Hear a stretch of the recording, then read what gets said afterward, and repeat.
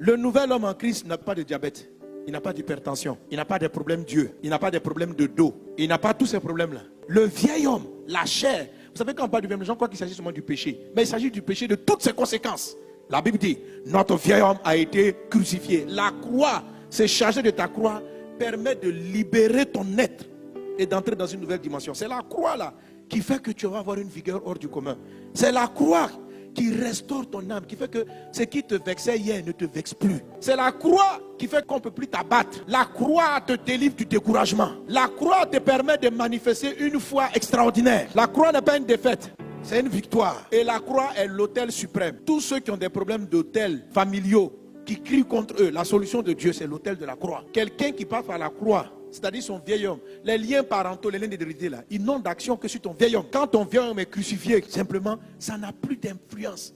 Les limitations de ton vieil homme ne sont plus tes limitations. Les blocages que ton passé avait ne sont plus là. Le truc, pourquoi certains chrétiens sont encore poursuivis par leur passé? C'est parce que leur vieil homme est parti à la croix, mais il est très vite descendu. Quand on a mis la première pointe, il dit quoi? Hey! Donc, ils sont seulement dans le renoncement. Ils renoncent à eux, mais ils ne sont pas dans les chargés de la croix. Il dit Jésus, renoncer là, je peux faire. Pour toi, quand quelqu'un renonce à lui pour l'évangile, c'est un frère zélé. C'est quelqu'un qui aime Dieu. C'est quelqu'un qui est prêt pour les départements. C'est quelqu'un qui est prêt pour le service. Ça, c'est quelqu'un qui a renoncé à lui. Mais se charger de sa croix, c'est une autre étape. La Bible parlant de la croix de Jésus, donc le texte que j'ai lu, Hébreux 12, 2 dit, ayant les regards sur Jésus, le chef et le consommateur de la foi, qui en vue de la joie qui lui était réservée, a souffert la croix, méprisé l'ignominie et s'est assis à la droite du trône de Dieu. En fait, la croix, pour faire bref, c'est ce que Jésus a subi, dont je vous ai parlé là. Porter sa croix, se charger de sa croix, c'est accepter souvent la honte, le mépris d'être abandonné. Jésus était abandonné. J'ai vu beaucoup de frères être zélés et qui rentrent dans un département, et puis quelqu'un leur a fait un coup bas.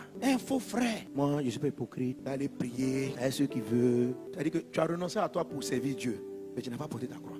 Jésus là. Ça, la croix, c'est quoi? C'est Pierre qui t'abandonne. C'est ça? La Bible dit, il s'est chargé de sa croix. Il a méprisé la honte, l'ignominie, le mépris. C'est Pierre qui te promet d'être avec toi et qui te réunit 3 fois. Et puis tu viens encore, tu lui confies l'œuvre. C'est ce cœur-là. C'est la croix là. C'est ça.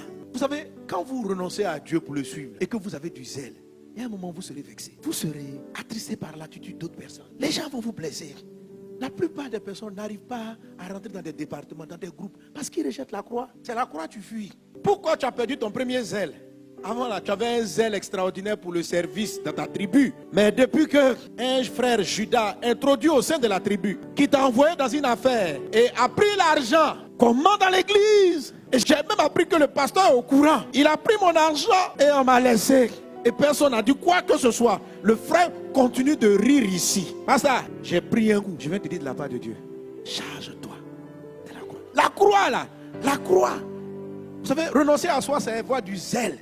C'est-à-dire, c'est mettre Dieu en premier. Mais tu renonces à toi jusqu'à ce que tu rencontres la croix. Quand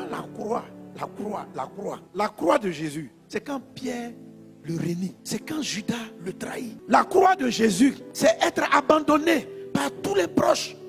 Quand vous rencontrez la croix, vous vous sentez seul face au défi.